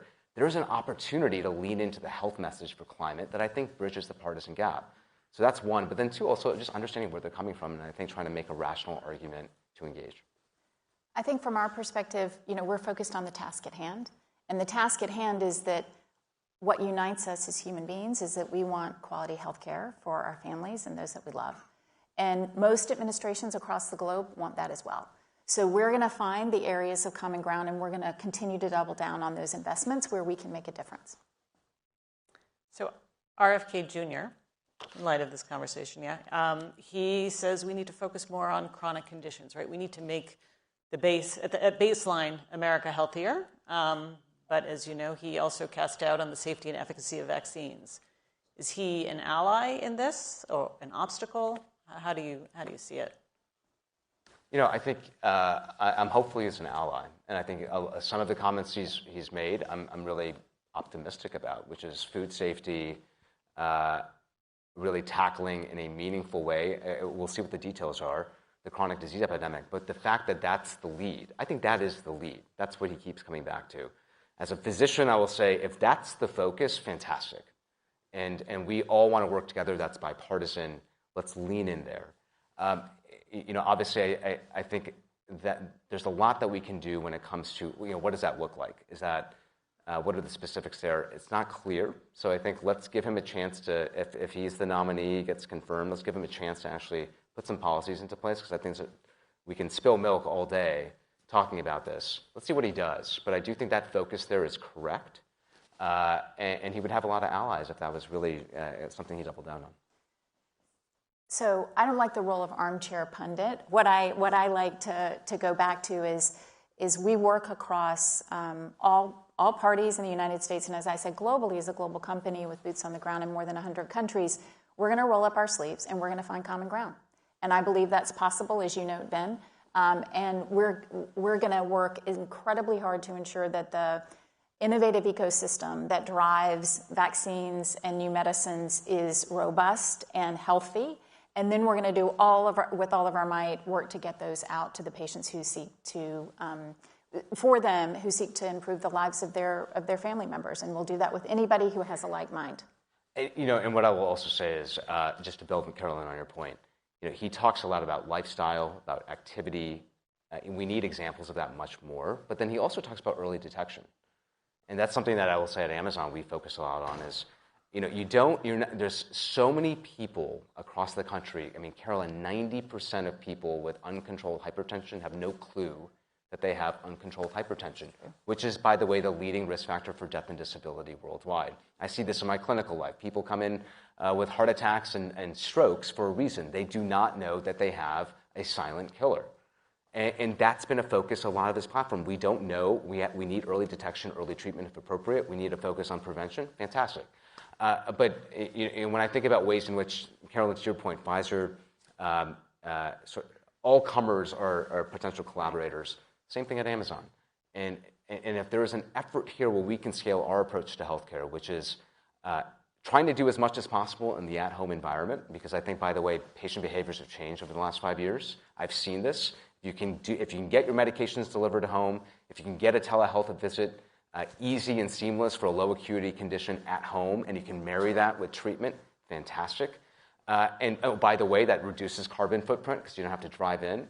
And it also enables an early test, early treat paradigm. We need early detection for more conditions across the spectrum of human disease, and we need to marry that with treatment as quickly as possible. That's what we're trying to build across Amazon Health.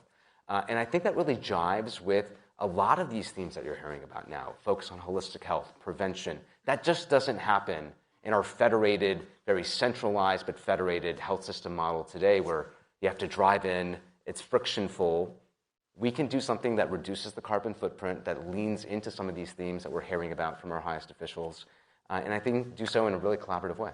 And maybe I'll just jump in that I do think you hit an important point, which we share, and maybe folks don't understand why, but a pharmaceutical company believes mightily in prevention. We want to have our vaccines and our medicines available. Vaccines do prevent illness, but we do want to have those available if needed, but we can all get behind the prevention message. We need to do that here in the United States, and we need to do it globally, and I think you're beginning to see that happen with that dual burden that I referenced before with the growth of non-communicable disease. I'm going to take in a question that we're getting on the slides here, and I love it.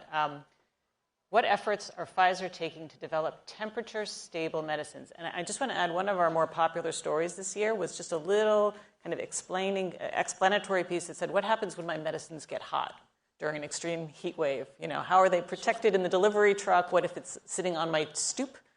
Right.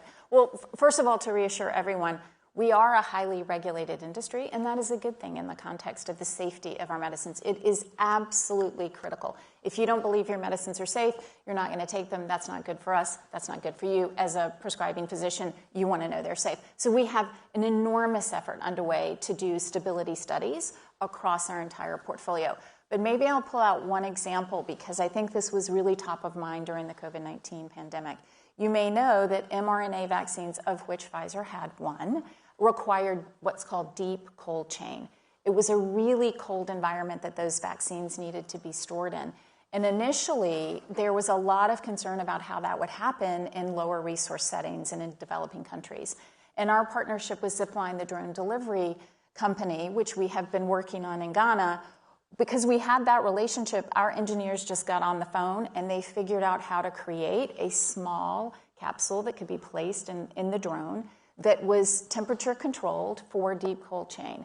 And so not only did we deliver our vaccines, but we delivered other mRNA vaccines, and we were able to literally reach hundreds of thousands of patients. And so that is the type of work that we do to think about the impacts of heat, how our medicines are being distributed and used, and what we need to do our part to make sure that that is stable and that they meet the requirements set out by our regulatory authorities.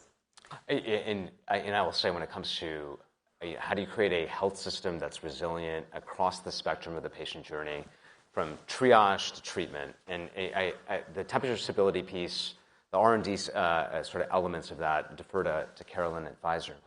At Amazon, we're bringing the very best of Amazon logistics to a pharmacy experience that, frankly, let's be honest, does not exist or has not existed at scale today up until over the last few years. And that's why I'm thrilled about what we're building at Amazon Pharmacy, especially when you think about the health impacts of climate, extreme heat in more and more parts of the country. I think the number has it that 40% of the western United States is going to be potentially uninhabitable by the middle of the century for parts of the year, at least, because it's going to be so hot. Well, how are you going to actually deliver healthcare services in such an austere environment? We're investing in speed. And so what we do really well is logistics. We're going to be sub-same-day speed by the end of 2025 and reaching half of Americans across the country. That's great. That means that the traditional mail order experience is 5 to 10 day turnaround. We're talking about maybe just a matter of a few hours to get your antibiotic if you're sick, or if you have flu, your Tamiflu, and it's not going to be on that stoop for a few hours.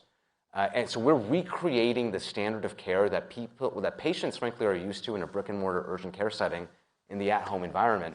But that requires a company that knows what they're doing when it comes to world-class logistics. And by the way, that's perfect for this moment of climate and health, austere environments. You want to get things fast to people for a reason, because it's clinically good, but also because of the environment that we're living in. What about globally? So you're describing Amazon's footprint in the U.S., and their licenses to go global, but where is the company in trying to deliver medicines globally?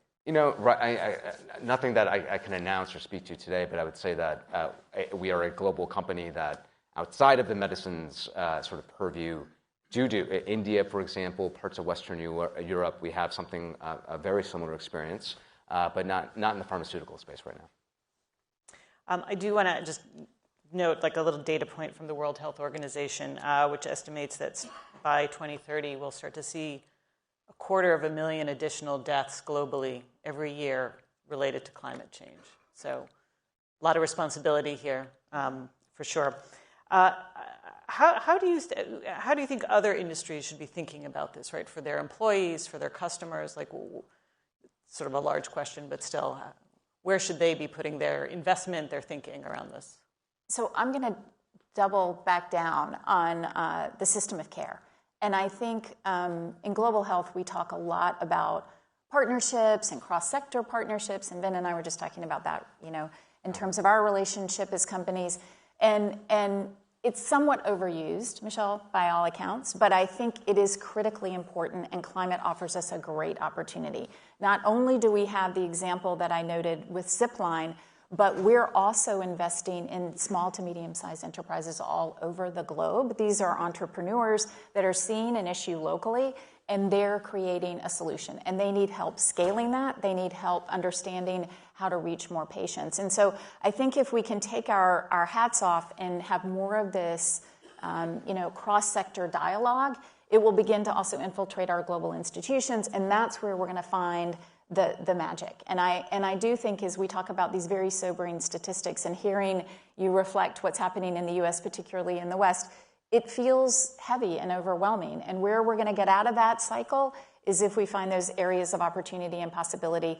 And with just this little program that we've been supporting, we've helped more than 11 million patients get better access to care over the past decade, and we're really proud of that.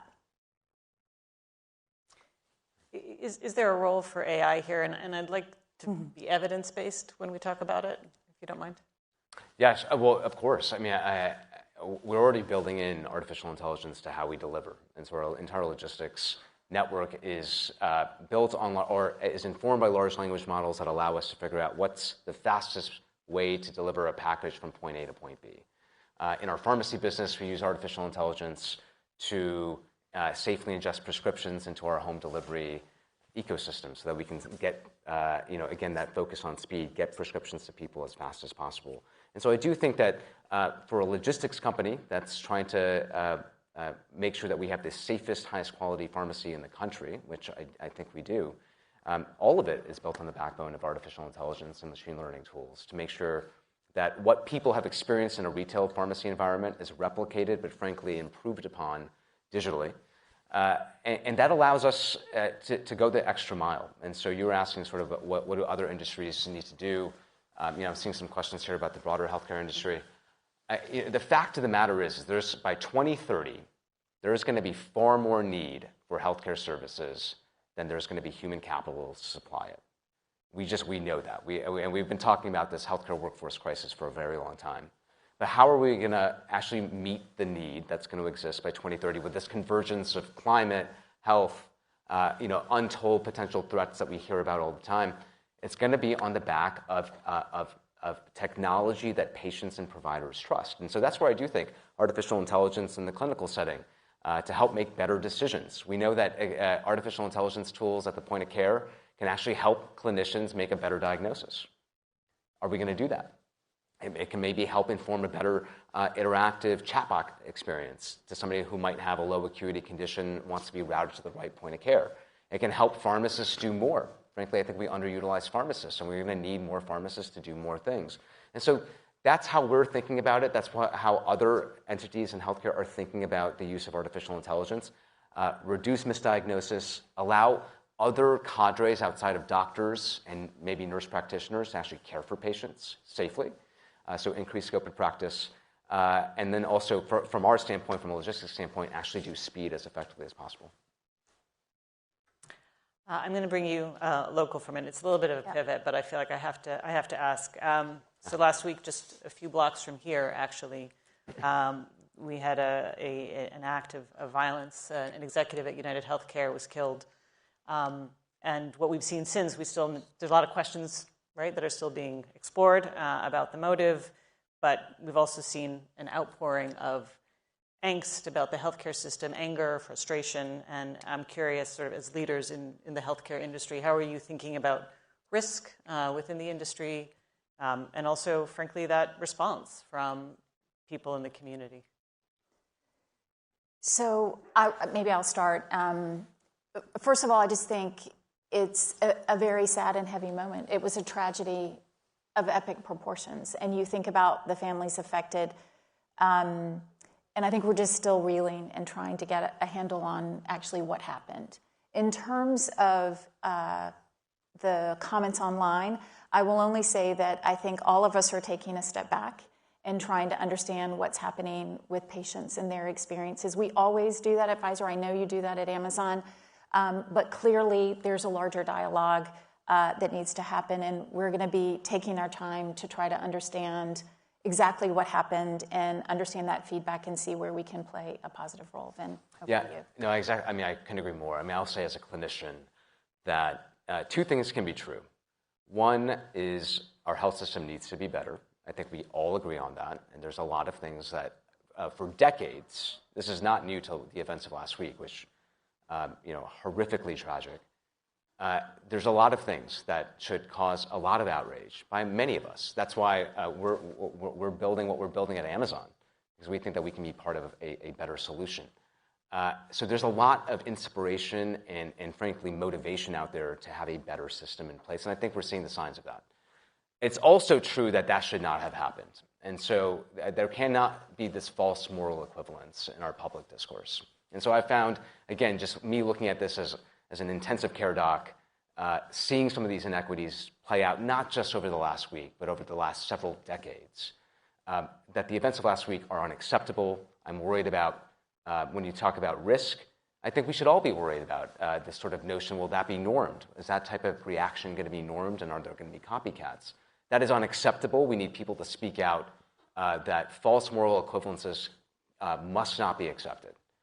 But that we should also be focused, as Carolyn said, on the bigger goal, which is we can do something better here together. That's why I know Carolyn's excited about the work that they're doing at Pfizer.